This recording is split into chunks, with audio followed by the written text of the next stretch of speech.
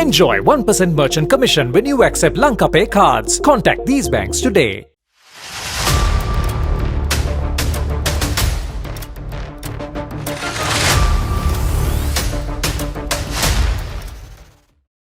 The Sri Lankan Parliament met at 1 p.m. today under the auspices of Speaker Mahinda Yapa Abewardena, and after the standing orders were suspended, the 2022 budget amendment was presented. From the time the government nationalised businesses, most of the tax revenue of our country has been spent to cover their losses. Funds which have to be utilised for the necessities of the community are being wasted on keeping these companies afloat. I wish to quote a recent statement made by Sunil Handunnetti of the JVP. Quote, "The government should make policies. The government does not have a role to engage in commercial ventures," unquote. If we can nourish our minds with creative thoughts according to the current trends of the modern world, then we can solve the economic crisis. This interim budget speech, the IMF agreement and the budget 2023 will set the framework for economic stabilisation and revival. Within it, we will set the roadmap. අවශ්‍ය රාමුව සකස් කරනු ඇත. අපගේ අනාගත ගමන් මග මේ රාමුව තුල සැකසෙනු ඇත.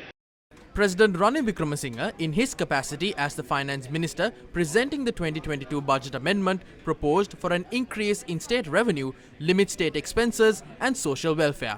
Here's a list of relief measures announced via the 2022 budget amendment. 61,000 food insecure families which need urgent assistance will be provided 10,000 rupees per family for a period of further 4 months. Assistance of 5,000 rupees per month temporarily to families in the waiting list for Samudi benefits. Additional monthly allowance of 2,500 rupees for pregnant mothers in addition to 20,000 rupees already provided to them. Cultivation loans of farmers with 2 hectares or less to be written off, but this excludes the interest. Utilizing unemployed youth for the productive use of the existing government lands in the areas of agriculture and livestock. Establish youth agriculture companies with funding of 250 million rupees. 50% import duty concession is offered on import of advanced new technology and equipment or accessories for food packaging. Encourage the manufacturing of electric bicycles as a local industry and tax concessions for imported accessories or parts required in the manufacture of electric bicycles. Fuel subsidy for the fisher folk and the families with no electricity. Given the weak government revenue and the lack of net foreign financing of the budget, it is inevitable that a limited level of monetary financing would continue until tax policy measures help improve the government cash flow and the IMF program unlocks foreign financing for the budget. VAT will be increased to 15% from the current rate of 12% with effect from the 1st of September this year.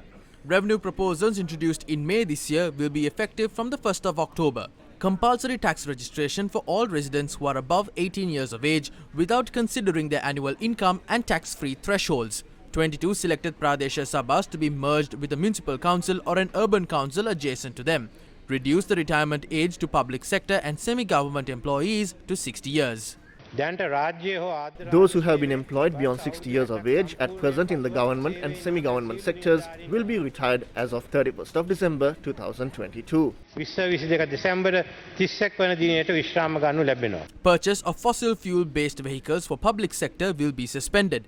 Establish a state-owned enterprise restructuring unit. Sri Lankan Airlines CPC are making significant losses. It is proposed to establish the state-owned enterprise restructuring unit to facilitate restructuring of government-owned business entities. I propose to reactivate the statement of corporate intent process for key 50 SOEs as they are under different efforts to restructure to closely monitor the set targets. Statement of corporate intent නැවත සක්‍රිය කිරීමට මා යෝජනා කරනවා. Allotment of 20% shareholding in state banks to the depositors and staff of those banks. Use private sector investment for the development of the railway transport service using the existing infrastructure under this program. Committee to supervise the disposal of scrap materials accumulated in public sector institutions. Establishment of a national debt management agency. Establishment of National Agency for Public-Private Partnership. Introduced required laws to establish a system like Inspector General in the USA, tasked with making sure government expenditure system is working well and in the way it is intended. I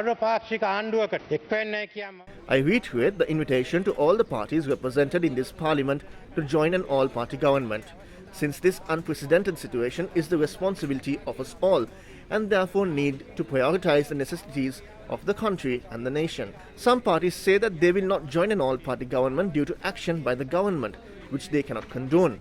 Others express a reluctance to join due to their opposition to the policies. In this instance, I wish to emphasize that I am not the person who decides the actions or policies of an all-party government. It is not an administration of a single person or a single party, and will be established according to the consent of all stakeholders of the government. Therefore, I reiterate that if there are policies or practices which you do not condone, then you have the right and mandate to change them within an all-party government. Therefore, I request all of you in this House and all the citizens of the country to put aside your personal political goals and unite in the context of the national cause of rebuilding the country and the nation. I would like to remind you the line of the lyrics Ajitapara Lalila, written by Bandara Ahaliyagoda for a teledrama produced for the Mahapula Scholarship Fund.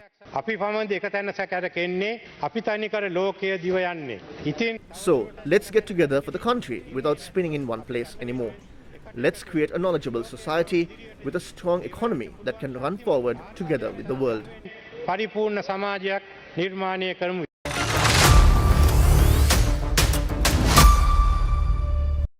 Total revenue and grants 2,094 billion rupees. Total expenditure 4,427 billion rupees. Budget deficit 2,333 billion rupees.